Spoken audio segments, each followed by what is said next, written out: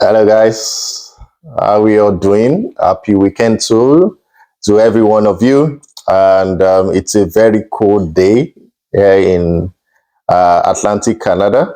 Um, the day is just rounding up, almost over now.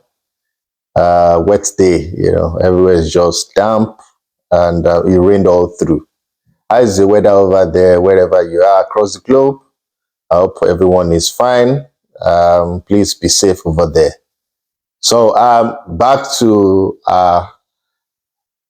sport or football details for today. I have a couple of news, and in fact, I want to concentrate on two outstanding or spectacular news that is in the media, which is number one, the Super Eagles of Nigeria winning against their Benin Republic counterparts. The Benin Republic is their neighbor. So we won. It was actually 3-0, and it's also sumptuous. We're going to talk about that. And the second one is what I think would be something of delight to majority of Chelsea fans. That is if we really want the progress of our club. So Clearlake and Todd Boehly, which is Egdali and Todd Boehly, and the shareholders, the owners of Chelsea, basically, they are having wranglings amongst each other. So let me dive into it right away. Let me give you the details, what's going on. And personally, I have my opinion. I'm going to share my opinion about it. So yes, so this is it. Clearlake, the owners of Chelsea consortium, they have almost 62% stake in Chelsea, right? And the minority shareholder, which is Todd Boehly, has the remaining stake. They've not been in good terms. They've not been in good terms, and everything got to the open just this weekend. Left for me, I already knew that something is off, something is wrong. How do I know? If you notice, last video I mentioned about sporting directors, that how on earth are we going to be having two sporting directors? I think in my previous videos I've mentioned it as well. And the reason I'm talking about it, is as if I have some, insider information in Chelsea, but maybe it's just common sense. I don't know, maybe it's common sense. How can two sporting directors be making decisions on buying players? There will be, like I said, there will be conflict of interest. And before decision making can be, awesome, like can be absolute, it will take a while. Why? Because two guys will be arguing between each other. Should we go for him? Should we not go for him? So I'm talking about recruitment right now. If they want to recruit a player, they will check the stats, the data analysis, they will do that before they will now agree on a position that let us go for him and buy the player. So if, let's assume I'm a sporting director and I have another person as a colleague as well, same position, same role, right? And I'm very, very adamant that we need to get Victor Osimhen, right? And my second sporting director is saying no, because Victor Osimhen, fine, the stats are very good, but it's not good enough compared to Gyökeres. Let us go for Gyökeres. Gyökeres, his banging goes more than Victor Osimhen. Very reliable. I know him all the way from Coventry when he was there. We'll start arguing. You get. So when we start arguing, there'll be no headway. And the player that will be interested in waiting cannot wait forever. Before you know it, the player will move on to another club that needs him. So that has been the issue that we've been having like forever in Chelsea since these owners came. In the news today, I was told and I read it that Todd Boehly watched the World Cup, and after the World Cup, when he saw Enzo Fernandez, he contacts that they need to get our boy. We paid over £100 million for that boy, right? Because he's the owner. Now, Enzo Fernandez, we know what's doing right now in Chelsea. Is he outstanding? When he was on the bench towards the end of last season, and Caicedo was balling, was playing very well. So what was the result? We did very well. But because of that amount that we bought Enzo Fernandez, we must play the guy. But let me go back to the likes of the history. Let me go back to Abramovich era. When we have Marina and Abramovich directly, or when we had Mike Emenalo and Abramovich. So we have a single person that will be held responsible for any player you buy or any player will sell. We have clarity of purpose and direction of thoughts. So that means is the coach to the sporting director to the owner, 3. But right now we're having the Paul Stanley Stewart, 2 of them. They report to Egdali.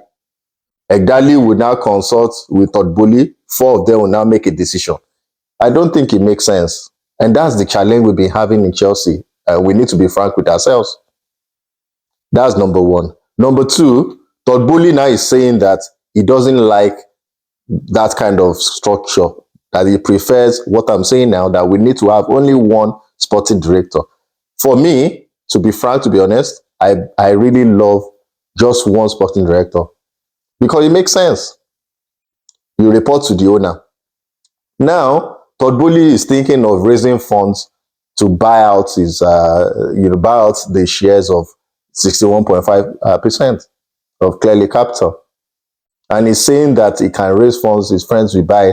Even Clearlake will even benefit or gain once they gain from their investment, once it gets the funds required to buy it off. As they speak, that's the issue. So it's a civil war. That's what Fabrizio Romano said. Eunice Talks Football, that's what they said. It's a civil war in Chelsea. And I said, and personally, what I'm saying now, go and quote me anywhere in the world, I'm happy about this because if they don't have a rift and sort out their differences, we will not have headway. There's no way you have multiple people making decisions and you have clarity of direction and purpose. It doesn't make sense to me. Now, Todd Boehly is also angry. He's saying that we have plans to build or reconstruct Stamford Bridge, stadium, or get another place, but there's no traction on that, which makes sense as well. He got an architect that will handle the design of the new construction and the rest.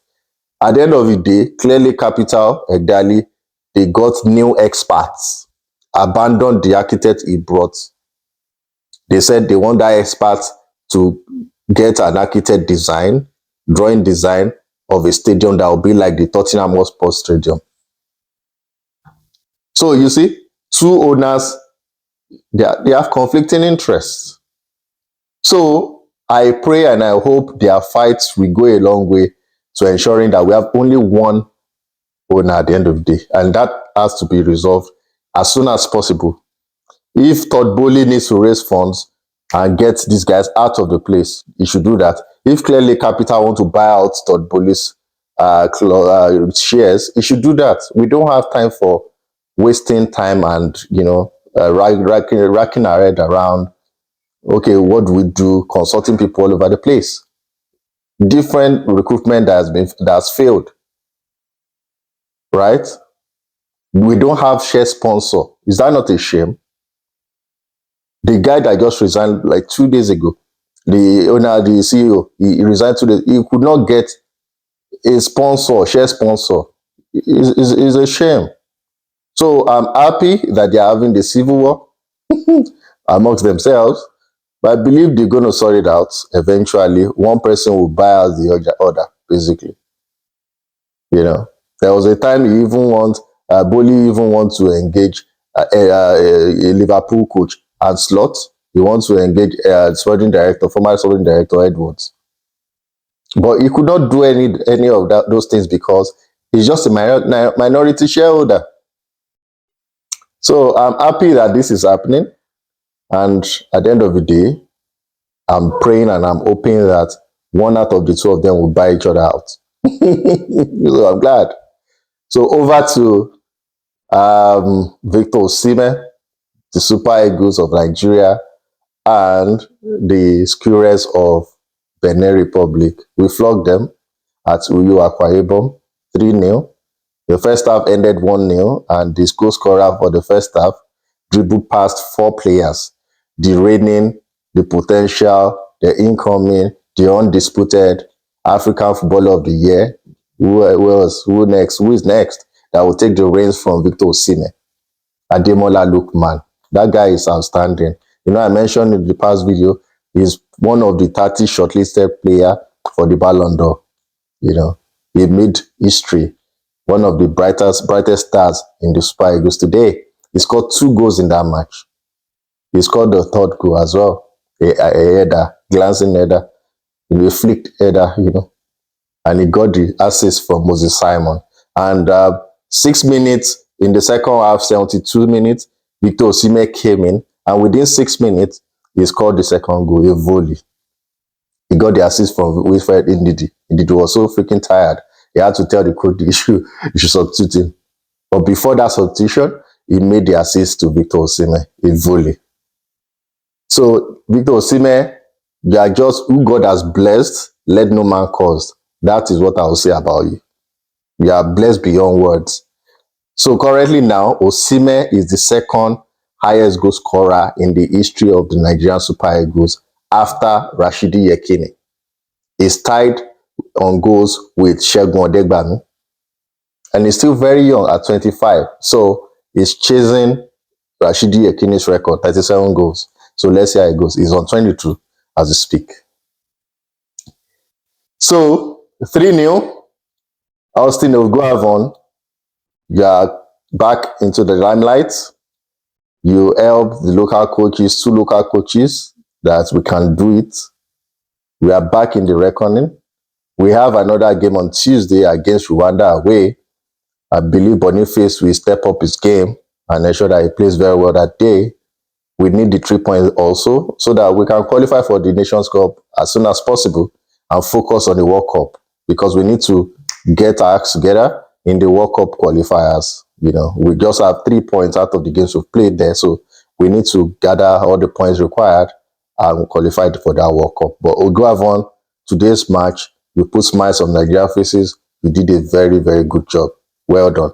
There's a player I want to mention specifically. Bruno did very, very well today. Excellently well today. And also our keeper, Nwabali, very well. Very well. You guys are, in fact, the defense line, very well. Awesome job. Awesome job. From Ancq to Ajayi, you know, from Ajayi to Calvin Bassi, you know, the 3 of them. So you guys are good. We friend Didi, you know, Moses Simon. Before Chukwueze, you know, was substituted. You guys did very well, and I love the spirit in the camp, in the team. Everybody is showing that all hands is on deck to ensuring that we get a very excellent result, and we got it, and we need to keep on and keep pushing on. We need to get it also on Tuesday and also carry on to the World Cup qualifiers. So that wraps it up for the 2 news I have for today. Chelsea Civil War. I hope and I pray you guys will buy each other out, cancel each other out. Let us have one owner, one sporting director, please. Very important. And let us know what we're doing, right? And Victor Osimhen, congrats. Omologo. You be Omologo now, so you showed yourself. Omolushoso. Yeah, Ebola. Yeah, Ebola. Ebola. Thank you, guys. Ademola Lookman. Cheers. Salute. The next incoming, without doubt, African Footballer of the Year. Thank you guys for subscribing, for liking, and I wish you a very lovely weekend ahead of you, which is tomorrow, Sunday. And till next time we meet again, have a wonderful day. Cheers, guys. Bye.